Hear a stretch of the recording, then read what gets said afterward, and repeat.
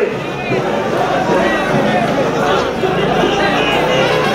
সম্মানিত নেতৃবৃন্দ, আজকে আমাদের এই বিজয় শুরু হয়েছে। আজকের বিজয় রেলিতে আমাদের নেতৃত্ব দিচ্ছেন বাংলাদেশ জাতীয়তাবাদী দল জাতীয় স্থায়ী কমিটির সদস্য ডাক্তার এ কেএম জাহিদ হোসেন।